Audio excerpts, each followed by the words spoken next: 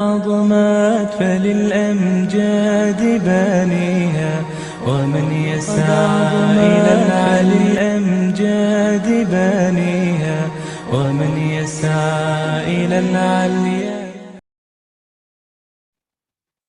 Assalamu alaikum wa rahmatullahi wa barakatuh. My brothers and sisters in Islam. Leagues might face from atheism. Okay, so general, sorry, I got a notification that's being recorded. Okay, so general challenges that you might face in your student life with regard to atheism and, you know, questions about the existence of God and the truth of Islam and whatnot. Just a quick note before I get right into it. If my son is being loud, I can't tell because I can't hear through the mic, right? So you tell me if it's getting too loud so I can pause for a bit and quiet him down, okay? No problem, but we can hear you clearly. Okay, great, alhamdulillah. So basically, let me get right into it. Sorry, give me a second. I just have some notes here. Let me take them out. Here it is. Okay, so basically, this is becoming a very common question, right? I mean, it's everywhere these days. It's just this common trend that we have these days that's called atheism. And of course, there's a reason for this, right? There's a reason why it's a common trend. Trends come and go, right?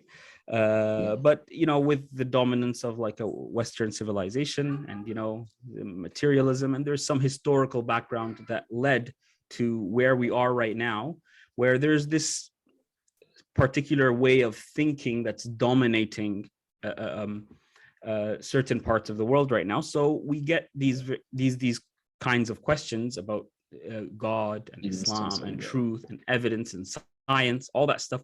We get the same kinds of questions in many places in the world. Now, of course, it's important that we're able to engage with these questions, right? If we want to actually answer them. A lot of times you don't have to answer them, in the sense that, you know, if you don't want to have a discussion with somebody, you don't have to have it. But if you want to engage, it's important to understand how to engage with people who are coming from a specific mindset.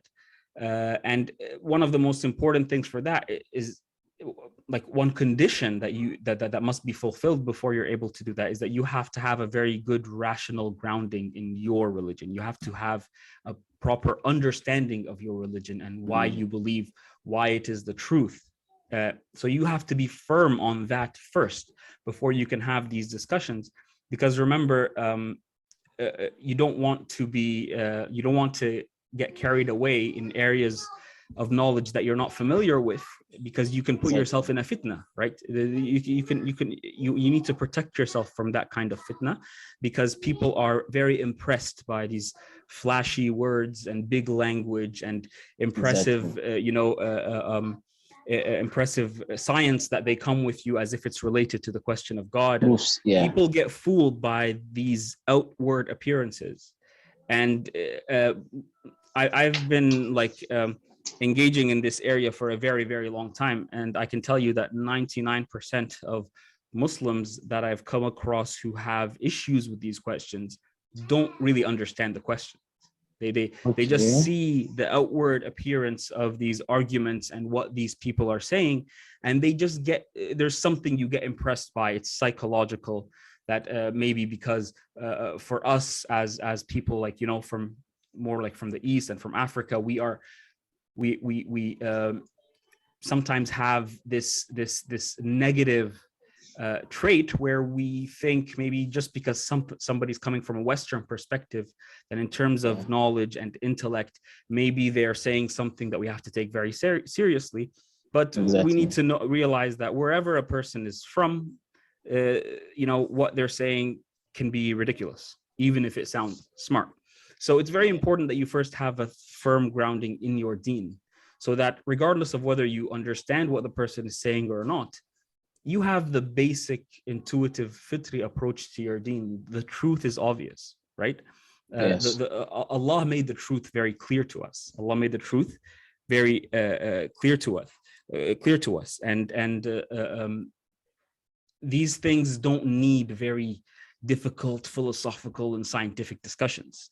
The truth is obvious, so we need to be grounded on that rational ground first. Now, let me get straight to it after that disclaimer, right? To some of these rationalizations or arguments we use, how to express the rational basis of our belief in God. So I'm just prepared some general notes here, right? And it's important to realize where this starts from an intuitive fitri perspective. Allah gave us this fitra, and what the fitra is from an Islamic concept is this direct access that you have to the divine, to Allah. We are born with this intuition that, by the way, my son is talking. If he's loud, please let me know. No, we can hear you clearly. Okay, great. So we are born with this intuition, this fitra, where you can rationally, through your intellect and through your mind, access the divine, access Allah subhanahu wa ta'ala. And he placed this fitra in every human. And we actually have like empirical evidence for this, that throughout all the ages, people have worshipped God in one form or the other. And that's why the message of Islam comes to say that it's not just the worship of God, it's the correct worship of God. Exactly. But it's already established throughout human history that we have this fitrah, this intuition towards the existence of Allah subhanahu wa ta'ala. In the same way you have this fitrah, this intuition or this predisposition, sometimes they call it, towards things like, goodness and evil. What is good? What is evil? The existence of other minds. It's a bit more philosophical one, where there are these things that are just obviously true. You see it, right? And in order to see it, you don't necessarily have to touch it, right? Because reason is not something that you necessarily have to touch, right? If I'm, for example, going to say that something is good or that something is evil, I don't have to touch goodness or evil to understand the concept. In a similar way, right, we have a fitri access to many things that Allah gave us, where we just naturally seek questions, and we naturally are driven or gravitated towards this ultimate reality. And let me give you a quote here by Imam Ibn al-Jawzi, advising his son about establishing the intellectual basis of Islam, right? And then to submit to the Sharia that emanates from the creed. And he says, I quote, okay, the first thing that a person ought to pay attention to is knowledge of Allah Most High based on proof, bil dalil. It will be known that whoever looks at the sky that is raised up high, the earth that is spread out, or looks at how different things are made, especially his own body, he will come to know that every created thing must have a creator, and every built thing must have a builder. The second thing he must reflect on is the proof for the veracity of the Messenger sallallahu alaihi wasallam. And the most prominent and greatest proof of that is the Quran, which Allah has made inimitable, as in you cannot imitate it, where no human being is able to produce a surah like it. When the existence of the Creator, exalted and high is He, and the truth of the Messenger of Allah is established, he must submit fully to the sacred law, the Sharia, and if he does not, then there is corruption in his belief. Now, we all have direct access to this. Now let's talk a bit about how we express it, if we want to express it. If somebody comes to you and tells you, well, explain it to me in a rational way, how you verify or prove this belief.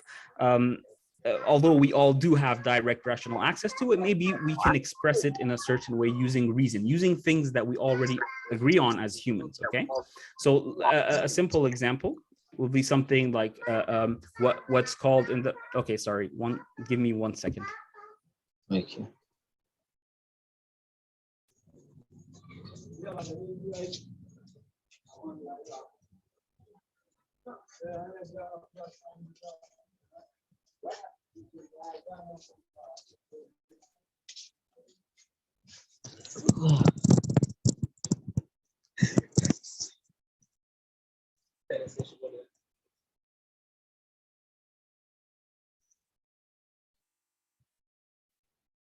Sorry, I have to give him a bit of attention, because if I don't, he's going to get much louder.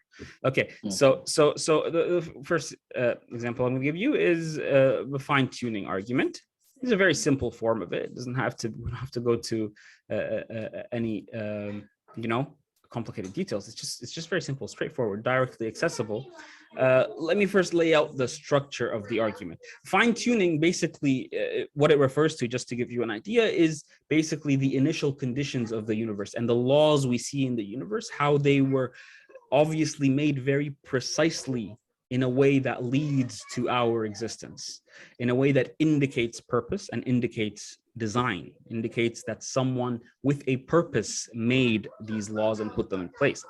So the basic structure of the argument is that the fine-tuning of the universe for life is based either on chance or just physical necessity or design.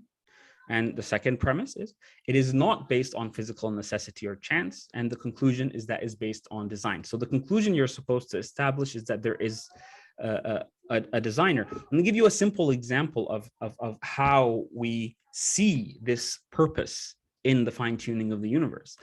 A simple example from like those who study, cosmology and the initial states of the universe is the expansion of the universe. So if the expansion of the universe changed by 4 to the power of minus 18 seconds, that's a quintillionth of a second. That's 1 quintillionth of a second. So if it changed, if the expansion, the rate at which the universe, the bodies within the universe are getting away from each other, if it changed by something as small as 4 to the power of minus 18 seconds, which is 1 quintillionth of a single second, it would have recollapsed on itself and there would have been no universe, right?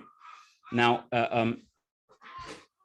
just to give you an idea of how precise that is, I mentioned the 1 quintillionth of a second, but it's just obvious, right? When you look at certain precisions within the laws of creation, that this question comes to surface.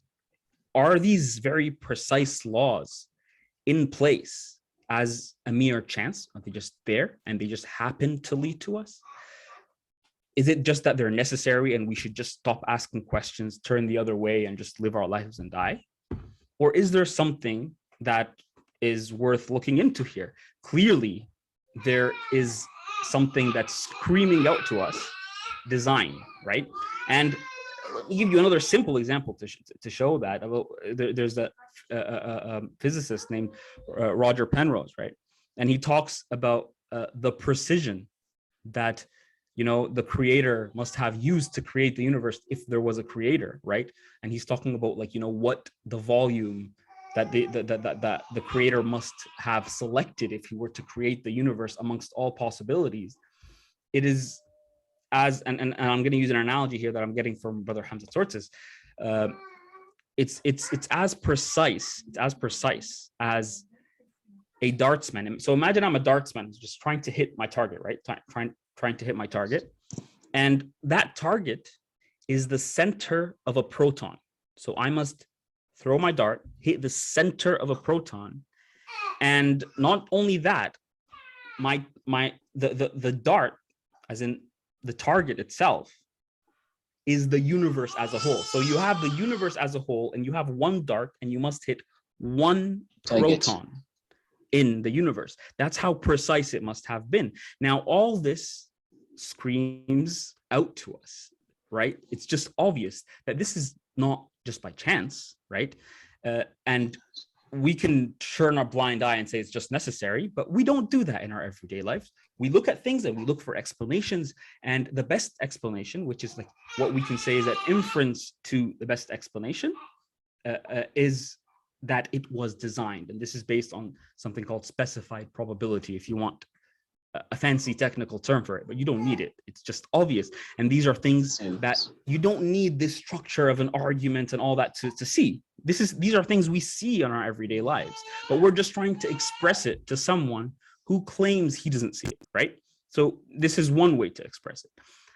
Another way, which is one of the more common ways these days, are arguments from dependency or contingency. So contingency an easier word for it is dependency, right? It basically looks at the world around us and says that, oh, there are dependent things. And through that, it tries to explain the totality of existence. Sorry, give me 1 second.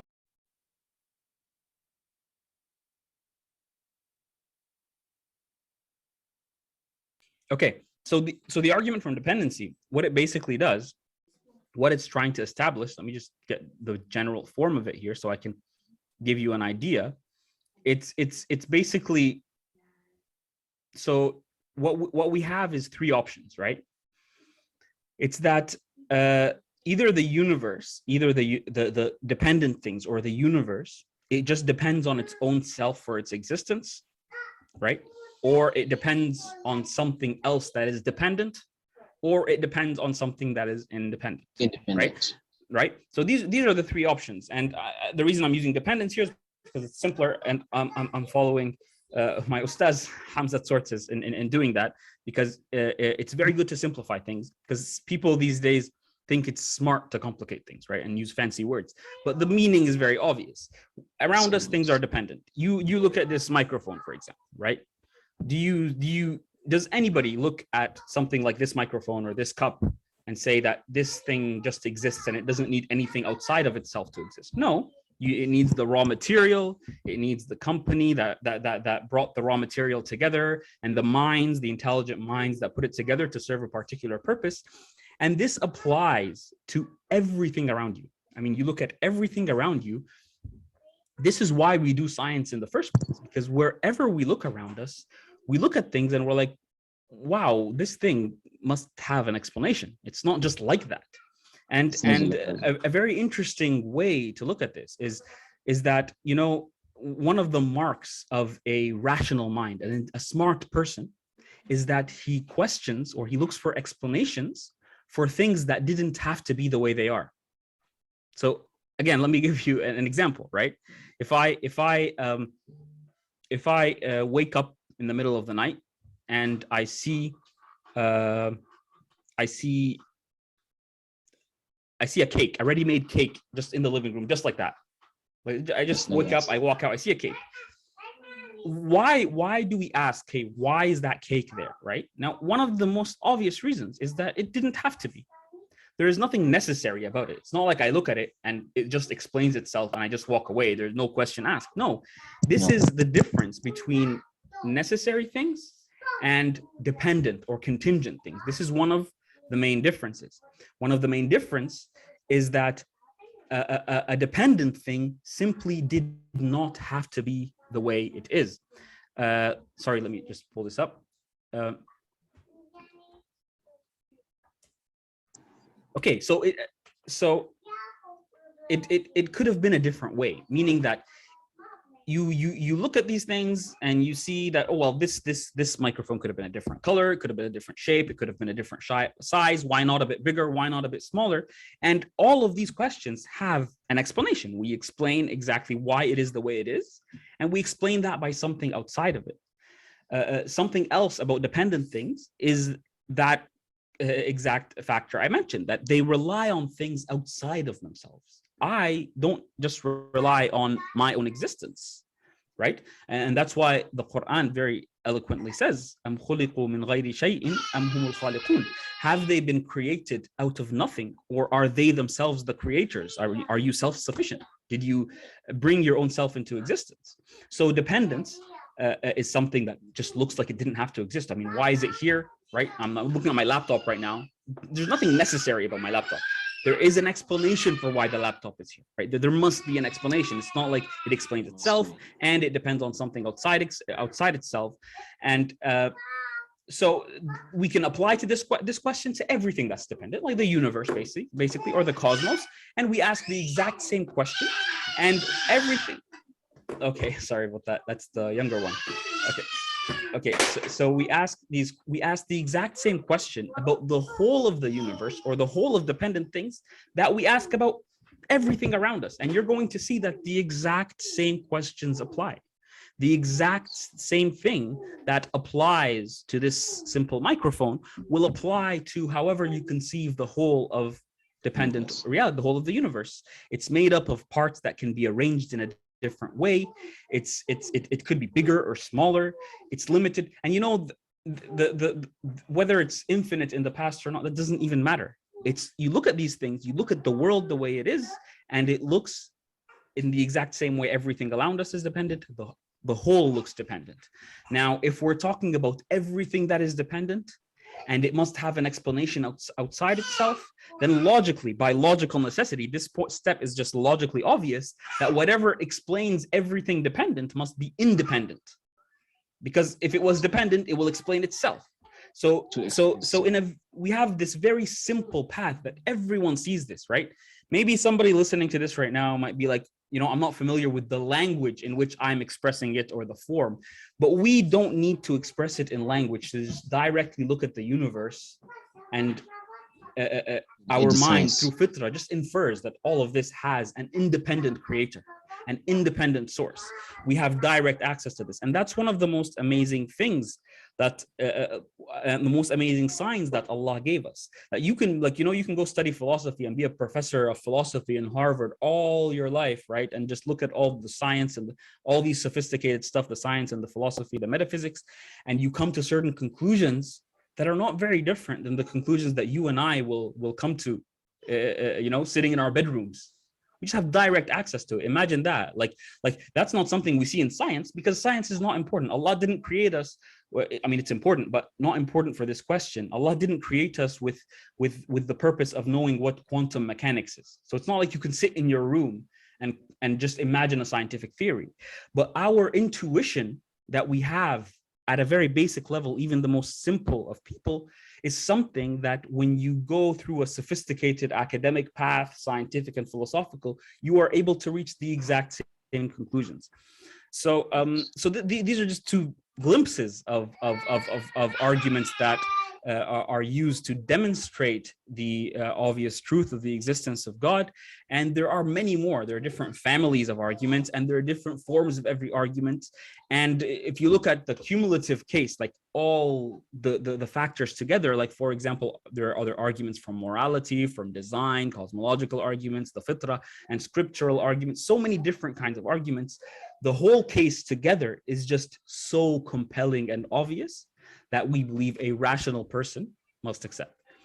Now, I don't know if you want me to move on or maybe like take some questions, and then we can go to your specific questions that you asked. I think you sent me on Twitter, the brother sent me. So I don't know, whichever direction you want to take this. You want to ask questions first or move on with the... Yeah, the questions I've sent to you, you can discuss further on them. Then later the audience will pose their questions, if any. Okay, so let me look at the questions. Sorry, let me just pull it up here.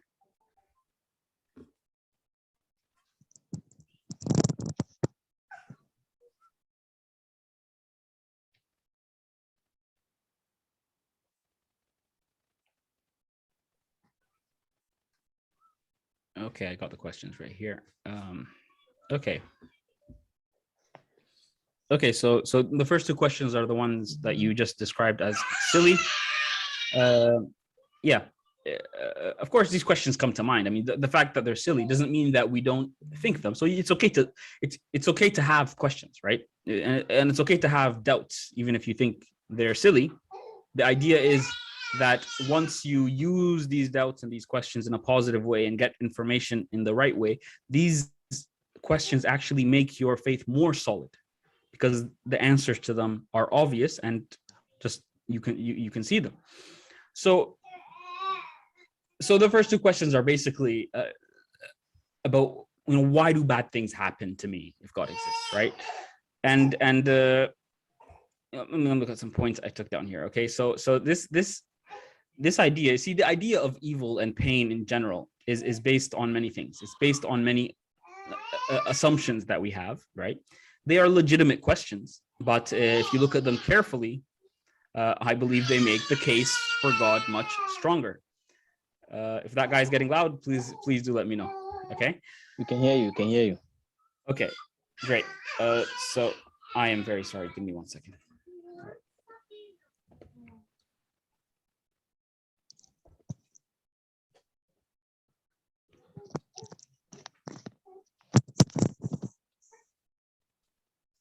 Okay, so there are several assumptions, okay? There are several assumptions that we have. I just want to say this first, right? Because this is very important. It's not directly related to answering the question, right? But it's important to understand the psychology, right, of where these questions come from and what their implications are, because it just gives you a clearer path, right, to the existence of Allah. And let me explain just generally, this is just my ideas about why pain existentially troubles us, like why it gives us this question of why does pain exist? Why does suffering exist? Why do I have to suffer an F, right? Why do I have to suffer an F in my exam if God exists? And well, one of the reasons, right? One of the reasons for that is that we value meaning. See, we have meaning, we have purposes in life, right? And we value things, right? And just intuitively, just from an intuitive perspective, right? The essence of that meaning is lost in atheism anyway. That's what we believe, of course. We'd have to provide arguments for that. But the point is that humans intuitively look at meaning as something real and cosmic that exists in the world. I don't mean real in some physical sense. I mean, we value purpose and meaning, and we ask these existential questions because within our fitrah, we do take these value judgments about things seriously. And this is very strange. It would be very strange, for example, on a materialistic worldview where only matter, atoms and particles exist. Well, if only atoms and particles exist, it's very strange to think of what role value and meaning and good and bad plays in that. And many atheists these days do take that materialist route where only atoms and particles and matter in motion exist. That's all that exists, nothing else. And in that sense, it's very strange we're asking this question in the first place, because what role would meaning play? And part of this, the second reason I put down is that pleasure is more foundational than pain. So pain is the one that actually stands out, right? It's like the one that requires an answer, right? It's like the one that stands out there and is odd is pain. It seems like we're not asking, hey, why does pleasure exist? It seems like the foundation is goodness. And it seems like the pain stands out. An example I can give you is that, a normal body is healthy. We consider normal bodies to be healthy, and we consider sicknesses to be abnormal, and we try to fix that. So that's just a rough example. It just shows you that it can be said that goodness seems to be the foundation, and evil and pain is this other thing that we ask, which is also, if you look at it, is very strange from our perspective on a naturalistic worldview. Like, why this thing called goodness being the norm, to the extent that we're asking, hey, why am I in pain? Why did I get an F? You don't even want to get an F. Well, that's really strange if all that existed is matter in motion and God didn't exist. So also we question evil because we are moral beings. We have morality. We have values, right? We have principles. Yes. And these principles, you see, they either have when I say killing is wrong, for example, right? This either has a meaning that transcends us, that is beyond us, right? That is true whether or not you and I agree killing is wrong.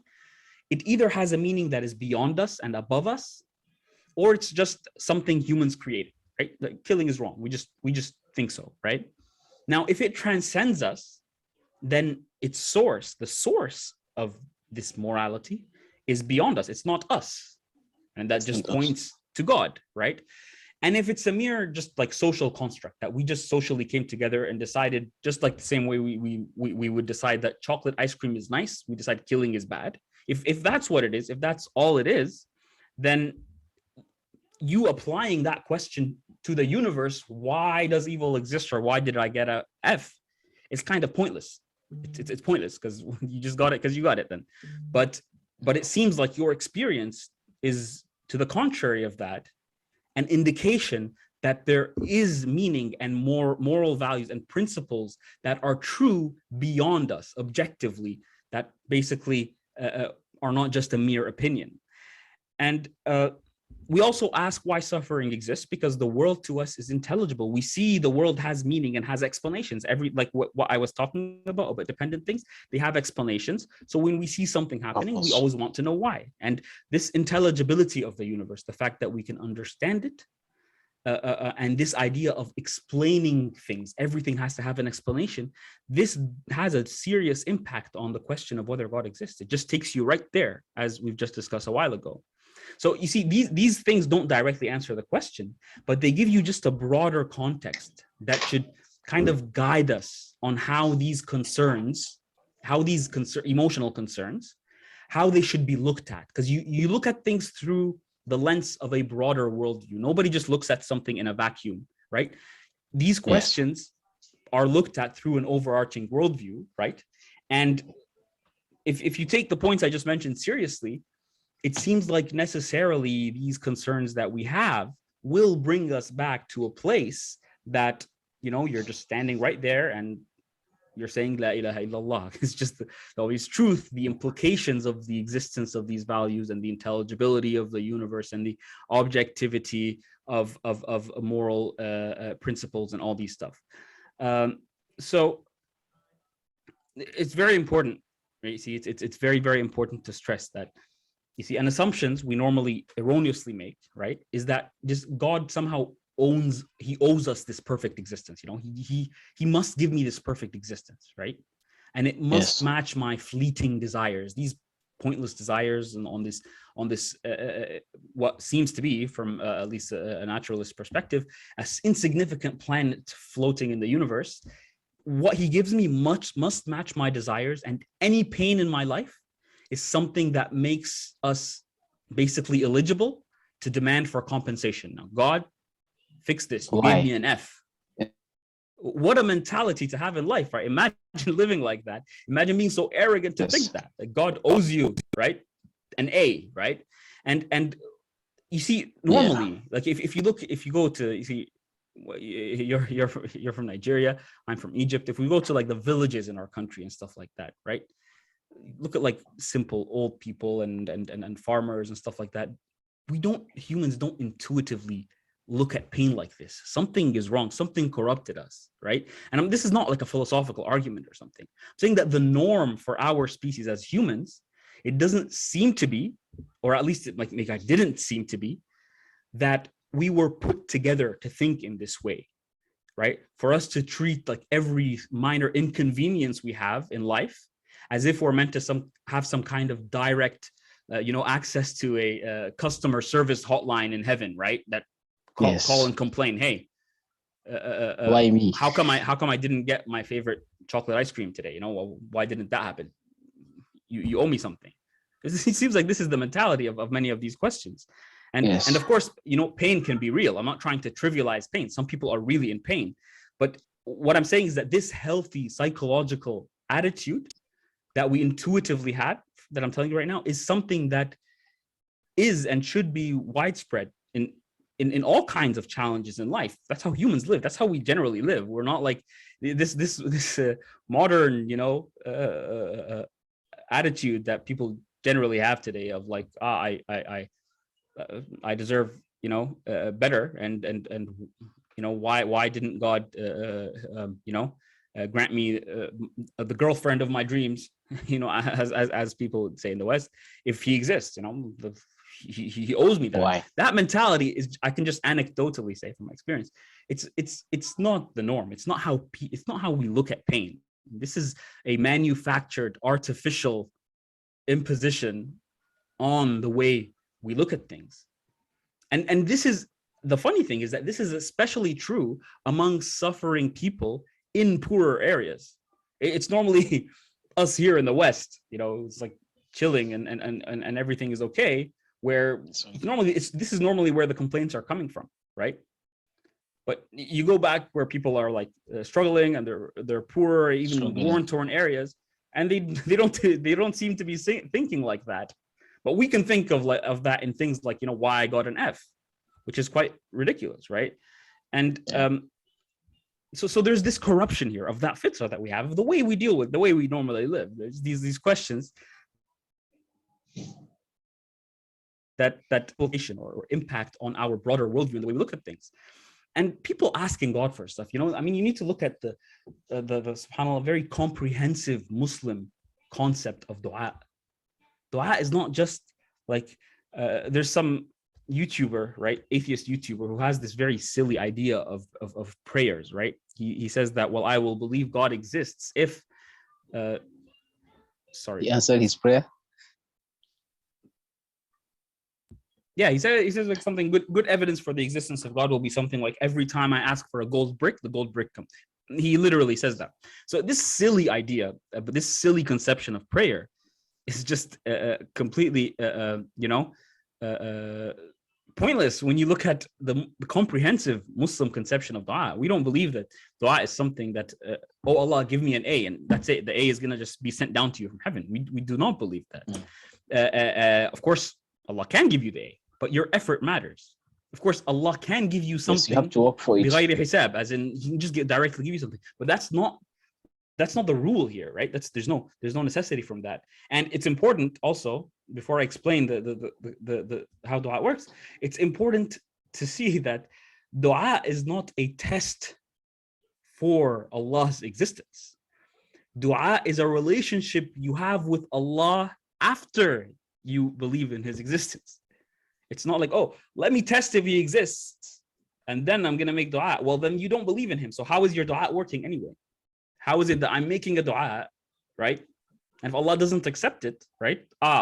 Why does He exist? Well, if that's your mentality, I mean, how do you expect your dua to get accepted in the first place? I mean, that's just very strange, right? So the concept of dua in Islam is much broader and much more comprehensive. And there's the very famous hadith of the Prophet ﷺ, where he says that any believer who asks Allah for something, either he will be given that thing, or he will be given something better than it, because maybe it will be harmful. Maybe getting an A will make you arrogant and will make you a non-believer or something, right? Or he will get it in the hereafter. Now, this obviously means, just if any reasonable person can see, if this is the belief here, if this is what we mean by dua, the fact that you asked for an A and you got an F says zero things about the existence of God. It's not related. It's not related, right? Now, and this is the more obviously reasonable comprehension of prayer. I mean, Allah didn't create us in a world, this is not Jannah, right? Allah didn't create us in this world where you just look and you see Allah, and you ask for food, the food is just magically appears. This is not Jannah. This is the reality we live in is different. And people who need these things to make the existence of God look obvious are people who are blinded by other things. You don't need this weird magic to believe in Allah. In fact, people have gone so far these days, right? Because the materialism and the atheism can take you so far, so that people say, like actual philosophers and scientists, right? Someone like Richard Dawkins, right? They say that even if they see God and hear Him, well, maybe they'll think they're just imagining, it's an illusion. You see, any human can say anything. You can reject anything just with your tongue. But Allah knows what's in your heart, right? So we need to be very careful. So it's not a test, right? This is not Jannah. And I heard Sheikh Sharawi once. He's a famous Egyptian mufassir talk about this, and he was talking about how when we say Bismillah before doing something, right? And Allah giving barakah in it. Now, of course, again, we say that if I say Bismillah and I do something, and a non-believer just does something without saying Bismillah, of course, Allah can put just instant barakah in my act, and He can make it more successful. But now let's assume that this is a case where I will say Bismillah and I will start, let's say, farming or doing my work, and the non-believer will not say Bismillah and he will start doing his work, and we will both do the exact same thing. Get the same amount of food, the same. So let's forget about the blessings and stuff.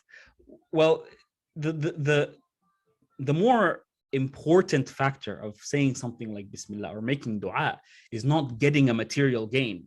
Again, if you think like that, it's strange how you would assume that Allah will accept your dua. The most important thing is you're acknowledging that this is only made possible by the means of Allah, by the blessings of Allah.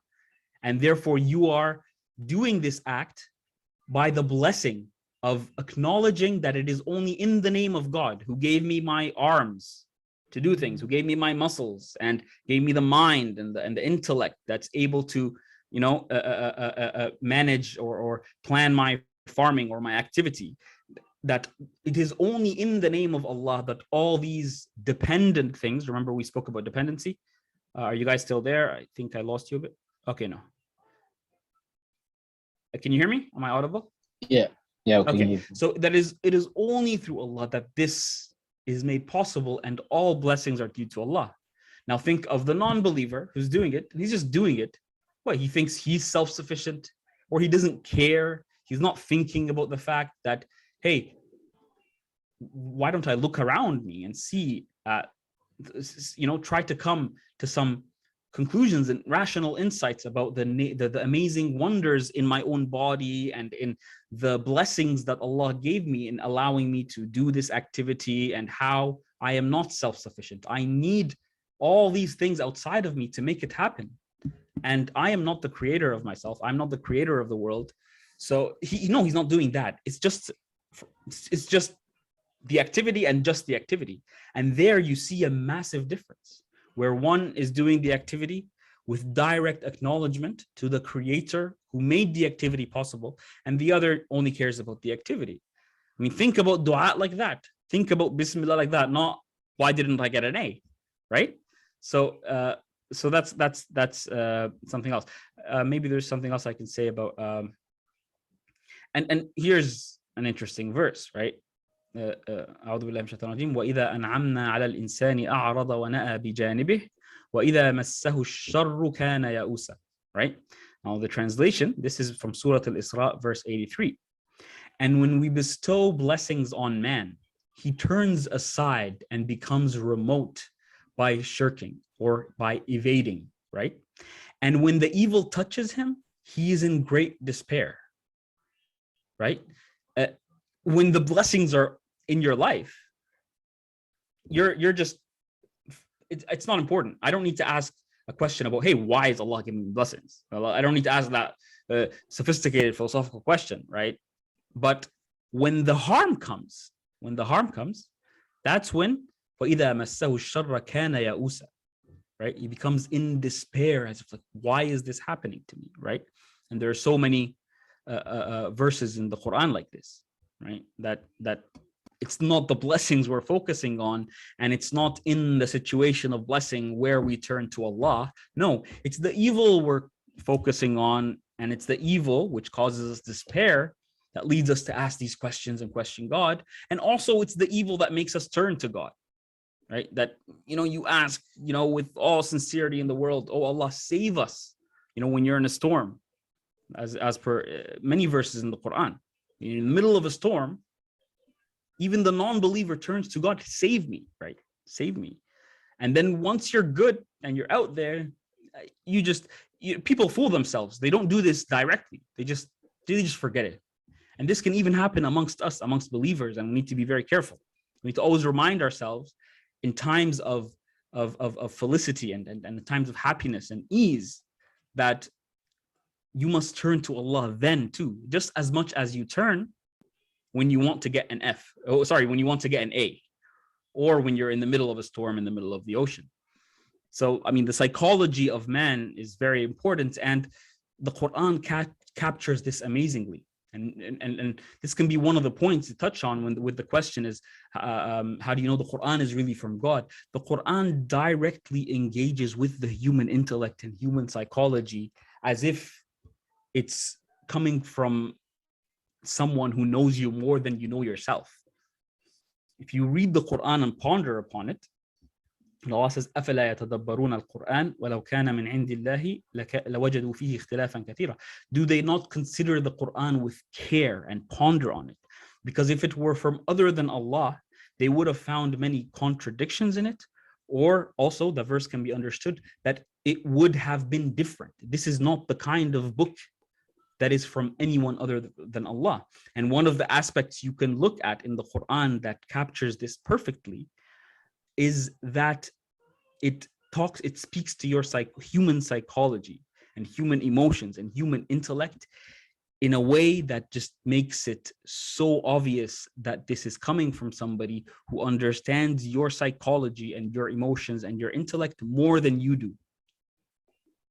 وَلَقَدْ خَلَقْنَا الْإِنسَانَ وَنَعْلَمُ مَا تُوَسْوِسُ بِهِ نَفْسُهُ, right? That Allah says we have created man, we have created insan, and we know what within himself, what he whispers to his own self, what his nafs whispers to him. وَنَحْنُ أَقْرَبُ إِلَيْهِ مِنْ حَبْلِ الْوَرِيدِ. And we are closer to man than his jugular vein. And when you go through the Quran and you really ponder upon its verses, it directly interacts with your psychology, directly speaks to your soul and to the questions, to these very questions you're asking. I'm not saying this in a fuzzy spiritual way only. Of course, the emotional and spiritual connection is huge, but that's Muslims, that's not where we stop, because the Quran itself, it basically provides you with a method to internally critique it. The Quran itself, it prevents you from just believing the words because your father said them. No, it says critique me, right? It tells the non-believers, critique me. Come with a chapter like it. It challenges the Arabs at the prime of their eloquence. You know, the Arab civilization of the 6th and 7th century nothing was more important to them than poetry and literary excellence. And an illiterate man comes up in the midst of that. Within the span of 23 years, they have all the time in the world. And it tells them, first it tells them, bring a book like it. And then it's like, okay, I'm going to lower the challenge, bring 10 surahs like it. And then it lowers the challenge, bring a surah like it. And subhanAllah, this is happening at a time when they are at the peak of their eloquence. And the man who they claim authored it is an illiterate shepherd, sallallahu alaihi wasallam, right? And this reached us, by the way. I mean, even if you don't understand Arabic, you're not an expert in Arabic, and you cannot verify this yourself, because one of the wonders of the Quran is that it's a living miracle, and in that if you want to, you can examine this yourself, right? But this reached us by tawatur, by mass transmission, which you know, anybody will tell you that these transmissions, these testimonies are one of the main ways humans have knowledge, gain knowledge anyway.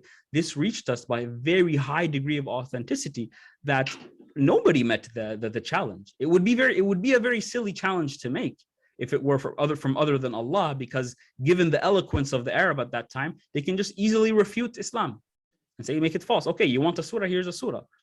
And this challenge lasted for how long? And with all the enemies of Islam, it stayed there. And you can approach that not even just from the Arabic side, you can even within the English translation. I mean, me reading the English translation of the Quran, look at the structure of it and the way it addresses the topic that it addresses, the way it interacts with other civilizations, like, you know, the Judeo-Christian tradition. It interacts with the Christians, the Jews, and their beliefs and their books. When the desert of 7th century Arabia was very far and disconnected from that civilization and from that culture, if you do an in-depth analysis on the things the Quran says in challenging, you know, Christians and Jews in a very respectful way, of course, it's coming from somebody who has in-depth knowledge of these traditions. It's not coming from somebody who's just randomly challenging it. And this is really one of the most interesting things, because it engages with it at a very, very deep level. These are just some points. I guess I just took two questions at the same time there, because there was about the truth of Islam and also the concept of God. Like, so we talked about dependent things and how the independent creator is the necessary explanation for the existence of these dependent things. Now, what is independence?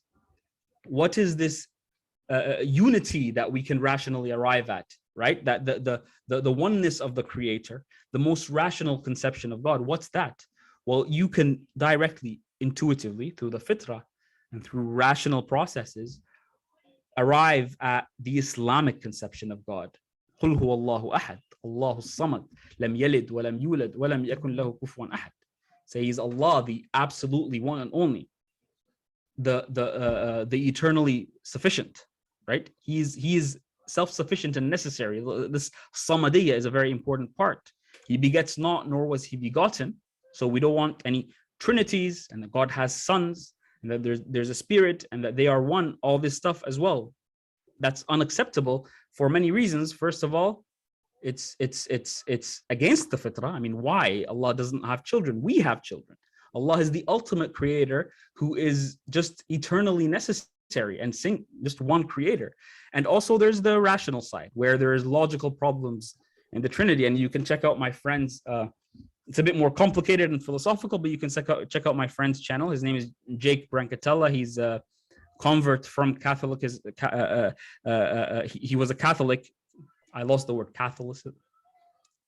Okay, whatever. He was a Catholic and he became a Muslim. And right now he has a channel called The Muslim Metaphysician. He's specialized on the philosophy and metaphysics of the Trinity and the Incarnation. So there's the rational side, there's the fitri side, and لَمْ يَكُنْ لَهُ كُفُوًا أَحَدٌ. Nothing is similar to him. So the conception of God and how it matches the rational conception that we would arrive at, and all these other things I was saying, and the seerah, so many things to access, that even if you just do it by a process of elimination, I know, as in saying what religions are necessarily false, and you point to incoherences, you will come to the one conclusion of the preserved scripture and religion, that is Islam, that perfectly captures our fitri leanings and our rational conclusions.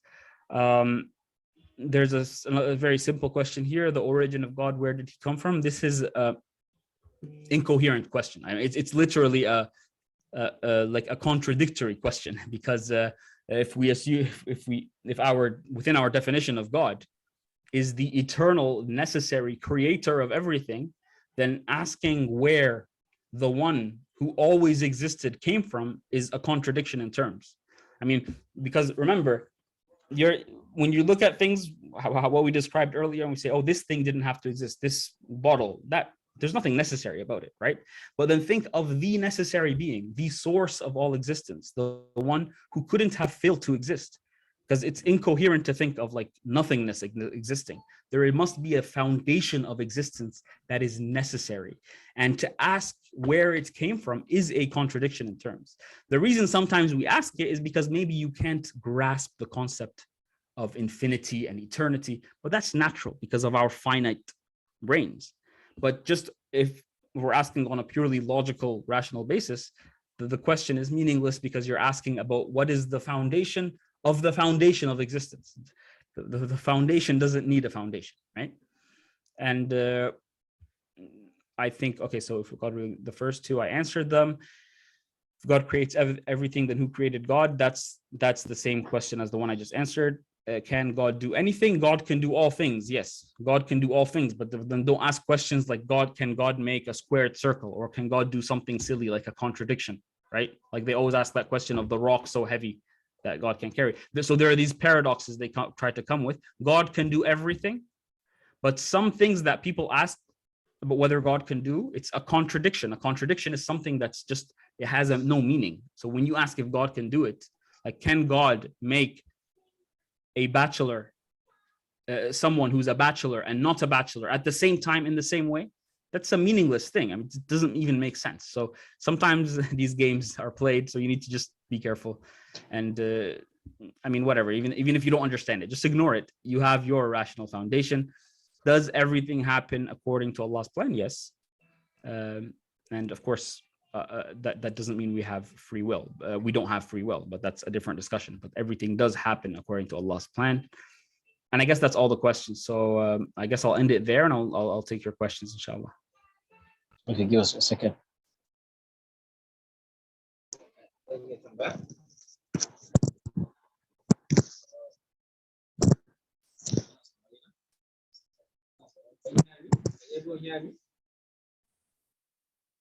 have a question, and then my question is like, what? Some people, they say, especially they say study. Brother, I can't hear you well. Assalamu alaikum, can you hear me well? Walaikum salam. Yeah, now I can hear you. Yeah. So my question is like, studying philosophy, Some people they ask you a question about studying philosophy. That is why I'm saying, is this correct in Islam studying philosophy? Or no, some people they say just studying philosophy is a kafir. Thank you. Yeah, so the brothers who say studying philosophy is kufr, it's important to first of all assume that they mean something good, right? Because they are our brothers, and then we should assume the best in what they're saying. And I think what they're referring to is this: they have something in mind when they say philosophy that maybe has a bit of a historical context, because you know in the history of Islam there is this sect called the Falasifa, who are considered who are considered heretics, basically, as in they're not considered Orthodox Muslims, and many of their beliefs are problematic. So if they're referring to that as in a specific type of philosophy, then they might be right, but they also might be wrong, because sometimes specialized people study it to refute it, like Ibn Taymiyyah, Shaykh al-Islam, rahimahullah. It's not like he didn't study philosophy to refute the Falasif. I mean, how are you supposed to refute them if you don't study their work? But obviously, of course, maybe studying that material is not for everybody. People have different capabilities, different interests, and it requires a specific type of specialty to do that. And also it requires a very firm grounding in your deen, in the foundations of your deen, before you go and talk about that stuff. But if by philosophy, and I'm sure they don't mean this, because philosophy, the way we use it these days, just means general reasoning. What I was telling you right now, I mean, أَمْ خُلِقُوا مِنْ غَيْرِ شَيْءٍ أَمْ هُمُ الْخَالِقُونَ in the Quran. Have they been created without anything, right? Or are they themselves the creators, right? Is this philosophy? Well, it depends on how you define philosophy. It's a reasoning process, right? And Allah gave us intellect, and He gave us the ability to look at things and ask questions and provide explanations. Well, that's what we're doing. Now, if your method is contradictory with the Quran, well, then it's probably not reason in the first place. It's probably not rational, right? And that was, again, Ibn Taymiyyah's position, which many people understand. It's not that al-aql contradicts reason, or that intellect contradicts reason. No, for Ibn Taymiyyah, it is impossible for sound reason to contradict revelation or the Quran. So it's more complicated than that. We need to ask people what they mean by what they're saying, but clearly reasoning is not haram. I mean, the Quran is based on reason. The Quran tells us to reason and ponder and think. And of course, it is impossible for sound reasoning to conflict with the Quran, right? So yes, so maybe you can arrive at wrong things using your aql, and we need to be careful of this. And we need to recognize that the foundation is the Quran, and the Quran is the ultimate truth. Once you've arrived at that rationally, khalas. I mean, you don't go do other things that contradict it, then you're contradicting your own worldview. But obviously, reasoning is not something that's haram. And if by philosophy we mean reasoning, then you can't say just generally like that, it's haram. Yeah. No, I hope that answers. My second question is like, sometime when I was young, like 7 to 6 years, I was just asking myself, because if you say everything has a creator, can God have a creator? Can God himself have a creator? When I was young, I have such kind of question. When I asked my mom, he used to say to me, just do istighfar. This is a work of shaitan, ask you to like have one of what's in your deed. So that's my question. Some people, they just today ask you a question. Everything has a cause. As we said, everything cannot be created himself without a cause. Can God himself have a cause? Yeah, no. So I don't know. Were you listening when I answered that question? I mean, I don't mind repeating it. I just want to make sure you were you listening when I answered it in my main presentation towards the end? I was talking about the question being incoherent. Were you listening that time? Okay, can I repeat it? Yeah, sure. Okay, my question is like, what I was saying. No, sorry, brother. I understand your question. I'm asking, did you understand the answer I gave? Because I addressed this question while I was talking. Maybe, did you miss it? If it's okay, I can repeat it. Okay, but I just want to make sure, because maybe I need to rephrase it if you didn't understand what I said earlier about this question. Did you understand me earlier, or should I rephrase it? Maybe I missed it. Okay. I'll just try to say it maybe in a different way. So first of all, I was saying that the question is incoherent, basically meaning that there's like almost like a contradiction in the question, because when you say God, well, what does God mean, right? Well, one of the implications is that he is the source of everything that exists. He is the origin. He is the originator of everything that exists, right? Now, how can the originator of everything have something else that originates him? That means he's not the originator of everything. That means something else is. So you don't mean God then, you mean something else. Because if God is the originator of everything, and there is an originator of God, then he can't be the originator of everything. Let me try to also simplify that. Basically, if you have the source of something, right, then you can't ask what the source of that source is unless you're speaking in a broader context, right? So I'm sorry, I'm not very good at simplifying things, so this is going to be a bit okay. So one of the most direct logical ways is what I described earlier about the creator of everything that is dependent. Everything that is dependent must be independent, because if you say that the creator of everything that is dependent is himself dependent, then you're contradicting yourself, because that means that he's in this group that is dependent. So we still didn't explain dependent things, right? Now, if you're going to explain everything that is dependent, you must have at least one independent thing. Now, if that thing is independent, then I don't know why we would ask where it came from, because then that would mean it's not independent. That means you're asking, oh, what does it depend on? But we already logically established that it is independent. So if it's independent, it does not need something else to bring it into existence. And by the way, when like your mother tells you, say, A'udhu billahi minash shaitanir rajim, or there's in the hadith as well that's referring to that, and when we say that stuff, that doesn't mean that there isn't a logical answer, in the sense that it doesn't mean the question isn't contradictory or silly. No, it's just telling you to say A'udhu billahi minash shaitanir rajim, because it's obvious that the question is not applicable to Allah. I mean, it doesn't mean that oh, the question is very reasonable. Now, don't use your mind, don't use your brain now, don't use your intellect.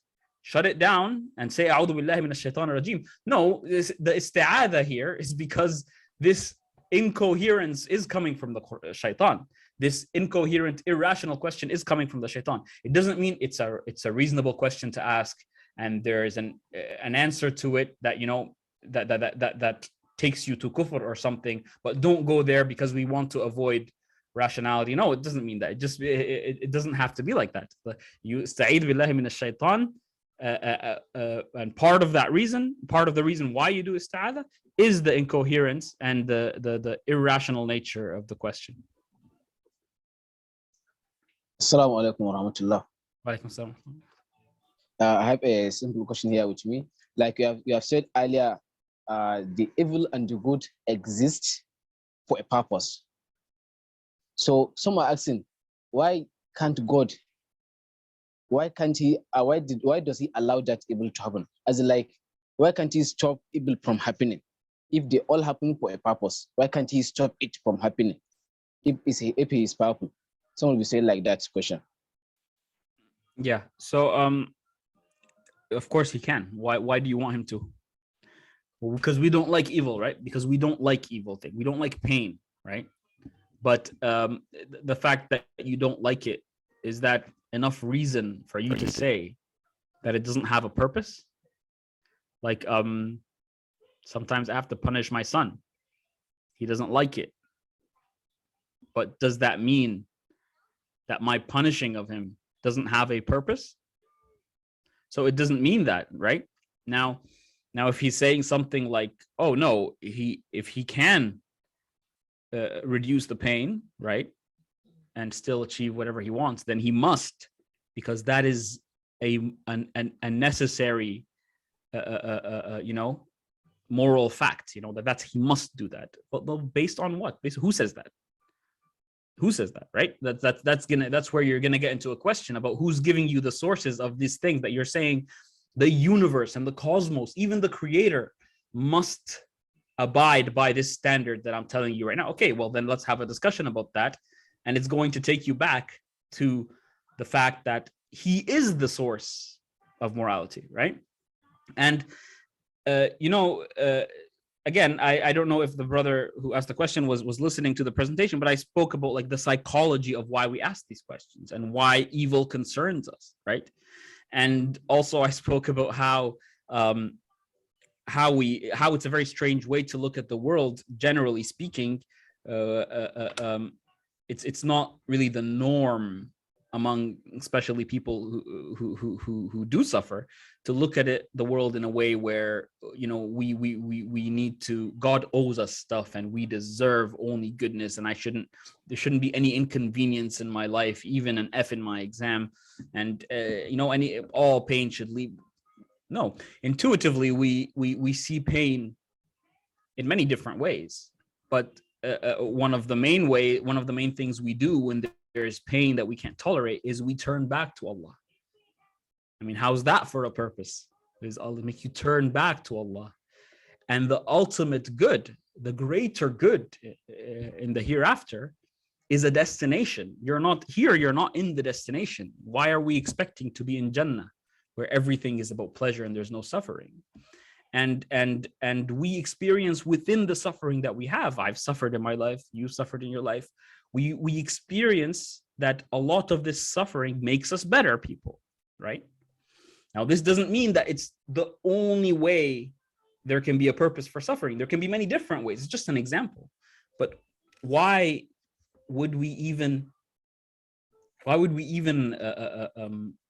to make that legislation that if God is to create, he should have made the suffering less by this much or that much, or no suffering? I mean, who are we to do that? And on what basis do we legislate that every kind of you know, allowing pain or suffering is necessarily immoral? I mean, I don't think you can make that case. Alhamdulillah. So I think due to the time constraint and this all the questions that we have at hand, so I think we can stop here. But before that, please, can you allow us to share this on our social platforms, like the audio and the video of this recording? Yeah, inshallah, no problem, inshallah.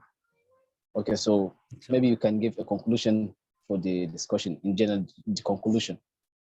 Yeah, I mean, I think I said it in the beginning. I think the most important thing is that we ground ourselves firmly in the deen, in the tradition, because, you know, all of these things that we think are new questions, they've all been addressed, you know, throughout the Islamic tradition, 1,400 years of scholars discussing this, and the revelation that came to us is complete, right? That's what we believe.